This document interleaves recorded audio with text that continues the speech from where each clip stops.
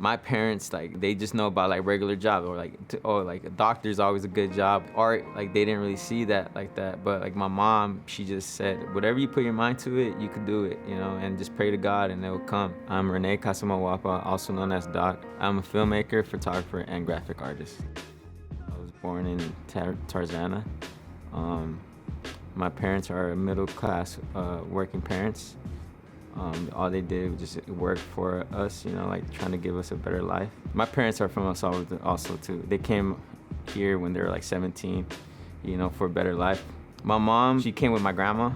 They couldn't, you know, have us by ourselves in the house, you know, so my mom would always take me to my grandma's house. My grandmother is like, she took care of every child. We all grew up in one household that was full of kids, and like she lived like in the hood areas, you know. I was not into school, you know. I was more into like drawing, like in my booklets and stuff and all that. I used to copy a lot, you know, like that's how I would pass my class. But I would always be drawing like black books, like they'll give me black books like to draw characters and stuff, and like, you know, and like hand them off and stuff. I talked to my counselor and I was like, man, I want to take art classes, you know, like give me some classes, like, you know. So my counselor, like, she kind of like, all right, you know what? I'm gonna put you in photography class and painting class and then see how you do there. And I did that, and like photography class, like we learned like the basics from like the beginning, you know.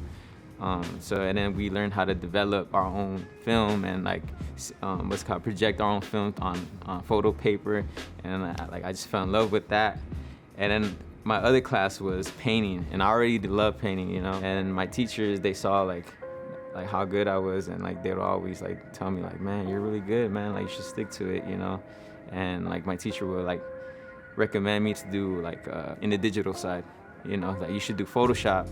You like doing photos and painting, this would be really good for you because it's both at the same time and you could do whatever you want, you know, like it's another medium.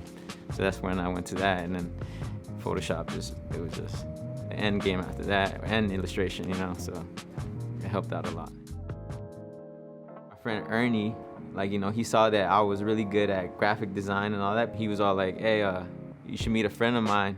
He's making beats and he's really dope. You should do something for him. I'll go introduce you guys. Like, he's one of my good friends. I went to his friend's house, which ended up being chapter 3. Me, I didn't know nothing about like, you know, making beats or whatever. So when I saw him make a beat like out of samples and stuff and records, I'm all like, man, this is dope. Like, I was like, this is sick. Like, he's really good at, like, you know. So I was like, for sure, I gotta do something for him. So I ended up doing like this album cover or whatever for him. I'm gonna do another beat tape. Can you do this? And I would tell him like, hell yeah, I'm down.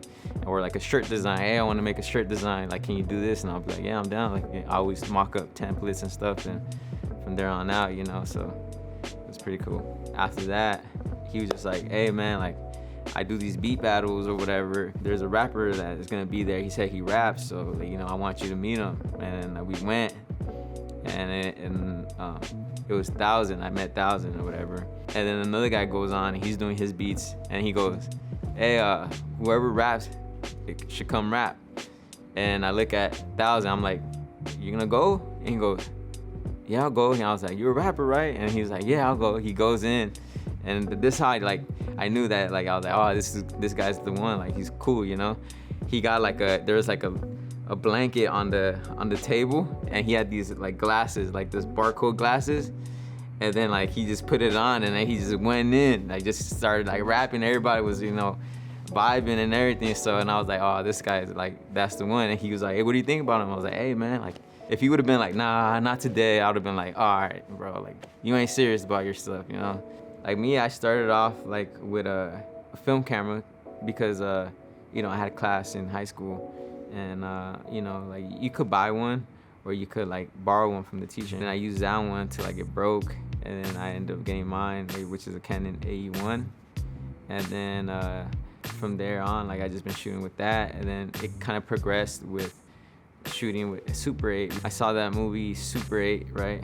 And then I'm like, damn, that's pretty dope, like, you know. I got a Super 8, and like, whenever I went out, like, out of town, like, I'll use it, you know. Like, you know, if I went like to a trip with my friends in New York, I'll use it. And like, you know, the Super 8, all the whole old school vibe I like, you know. Like, Yeah, digital, like you get it like right away, but like I don't know, for some reason I just like film. It just makes it more like raw and stuff, you know. And like recently, like, you know, I got this Sony. I liked it because it gave it kind of like that 2000 vibe, you know, like video, you know, those videos like handhelds and stuff. And so, and it's very compact too, and like it's just like, you know, like it goes everywhere with us, and we record with that, you know. Like it was all the way through, like it been through mace, pepper sprays. I came to appreciate that camera more because it's like a camcorder, you know, like an old school kind of old school. It's still digital, but it's kind of still old school because it has that 90s vibe type, you know. So it's pretty cool. My cousin, he would always put us on like movie, like crazy movies, you know.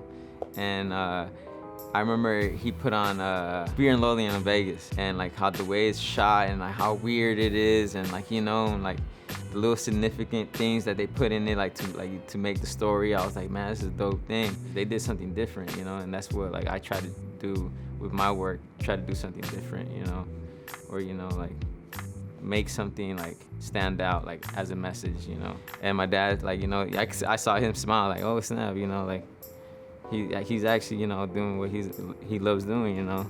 My room was always like drawings everywhere, so him seeing that like come to life, I think it made him proud and stuff and all that. Friends, you know, like them like creating like really cool stuff, you know, and I have to like be like, all right, I gotta put my stuff in, because like I can't make their stuff is so dope. I can't make my stuff make them look whack. I gotta go as hard as, you know, as them, you know. So them too also, you know, just like my peers around me, you know, they're always encouraging, you know. So like I see these events happening, you know, and like that's where the inspiration comes. Just seeing like indie movies, you know, and like what they bring and stuff, you know, like it makes me want to make a movie where a person goes in the movie theater and it comes out like, what the hell did I just see? Like that movie was crazy, you know. Like that's what I wanted like to do and stuff, you know. I'm Rene Casamalhuapa, also known as Doc. I'm a filmmaker, photographer, and graphic artist.